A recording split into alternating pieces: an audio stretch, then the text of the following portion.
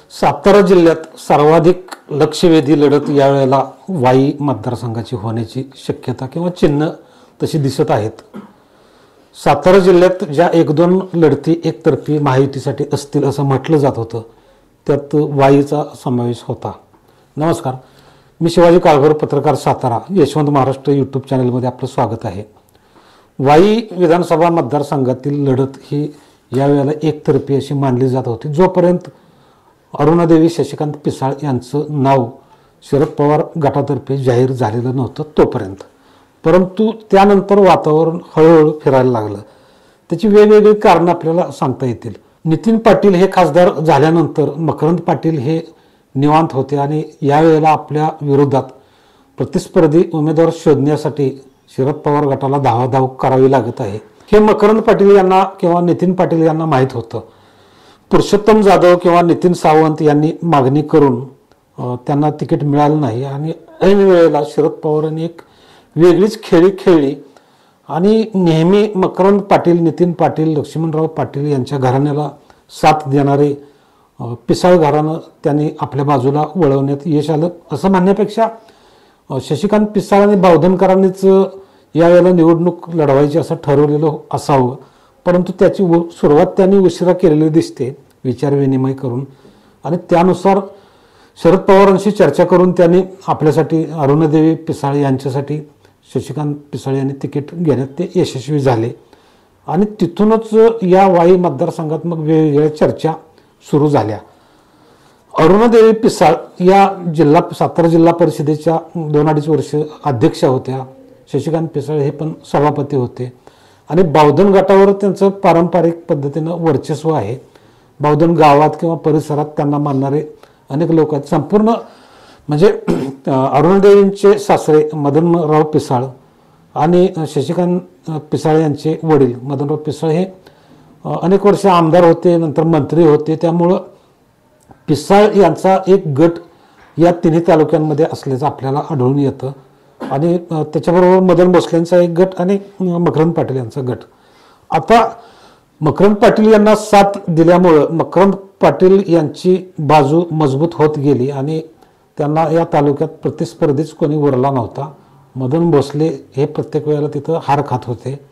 परंतु या ज्या पराभव झाला त्याचा एक बदला म्हणता येईल घेण्याची संधी मदन भोसले यांना पिसाळ यांच्या रूपानं मिळालेले आहे असं आपण म्हणू शकतो. लक्ष्मणराव पाटील जोपर्यंत हयात होते तोपर्यंत त्यांनी मदनराव पिसाळ यांना बरीचशी साथ दिलेली होती आणि त्या बदलात पिसाळ घराण्यानं त्यांची भूमिका त्यांच्या बाजूनच ठेवली. आता मकरंद पाटील किंवा नितीन पाटील असताना सुद्धा ते त्यांच्याबरोबर होते. मकरंद पाटील यांनी राष्ट्रवादीतील फुटीनंतर शरद पवार यांच्या गटाबरोबर जाण्याचा निर्णय घेतलेला होता. परंतु त्यांची भूमिका तळ्यात किंवा मळ्यात, म्हणजे शरद पवारांच्या तळ्यात राहायचं की अजित पवारांच्या मळ्यात जायचं यावर एकमत होत नव्हतं आणि शेवटी महाबळेश्वर किंवा खंडाळ्यातील कार्यकर्त्यांशी चर्चा करून ते गेले कारखान्याच्या कर्जासाठी वगैरे थकामीसाठी. आणि तरी तोपर्यंत परिस्थिती मकरंद पाटील यांची चांगली होती. आता अरुणादेवी पिसाळ या मैदानात उतरल्यामुळं आणि त्यांना सार्वजनिक कामातील किंवा राजकीय अनुभव असल्यामुळं, त्या उच्च शिक्षित असल्यामुळं त्यांना प्रतिसाद चांगला मिळतोय आणि लोकांच्यात वागायचं कसं, त्यांच्या समस्या कशा जाणून घ्यायच्या किंवा त्या सोडवण्यासाठी पुढं विजन काय आपण दिलं पाहिजे याचा त्यांना अभ्यास आहे चांगल्यापैकी आणि त्यांना शशिकांत पिसाळ यांची चांगली साथ मिळत आहे. आता ह्यांनी अरुणादेवी पिसाळ यांनी ज्या वेळेला प्रचाराला सुरुवात केली त्यावेळेला वाई मतदारसंघात एवढी खळबळ माजली नव्हती, परंतु त्यांना जो वाढता पाठिंबा मिळत गेला गेल्या काही दिवसांपासून, त्यामुळं मकरंद पाटील यांच्या गोटात खळबळ माजलेली आपल्याला दिसून येते. त्याचं कारण असं की खंडाळा तालुका जिथं मदन भोसलेंचे कार्यकर्ते आहेत, शशिकांत पिसाळ यांचे, मदनप्पा पिसाळ यांचे होते आहेत आणि मकरंद आबांचा एक मोठा गट तिथं मजबूतपणे आहे. त्यात नितीन बरगुडे किंवा उदय कबिले यांची त्यांना साथ मिळत होती आणि हा जो आणि पुरुषोत्तम जाधवांचा एक वेगळा गट आहे. तर खंडाळ्यातून अरुणादेवी पिसाळ यांच्यासाठी मतदारांनी उचल खाल्ल्याचं जाणवतंय. याशिवाय पुरुषोत्तम जाधव तिथले स्थानिक असल्यामुळं बरीचशी मतं ते तिथली घेतील. याचा तोटा साहजिकच मकरंद पाटील यांना होण्याची शक्यता आहे. खंडाळ्यानंतर महाबळेश्वरमध्ये बऱ्याचशा हालचाली झाल्या. तिथले माजी नगराध्यक्ष DM बावळेकर, तसेच कुमार शिंदे ज्यांचं महाबळेश्वरमध्ये चांगलं वजन आहे, त्याच्यानंतर पाचगणीच्या अनेक वर्ष नगराध्यक्ष राहिलेल्या माजी नगराध्यक्ष लक्ष्मीताई कराडकर हे उघडपणे अरुणादेवी पिसाळे यांच्या प्रचारात आहेत आणि महाबळेश्वरमधून त्यांना चांगला प्रतिसाद मिळत आहे. मुख्यमंत्री एकनाथ शिंदे यांचं गाव या तालुक्यात असलं तर त्यांचे कार्यकर्ते म्हणावे असे नाहीत तिथं, आणि जे आहेत ते आता बरेचसे पुरुषोत्तम जाधव यांच्याबरोबर आहेत.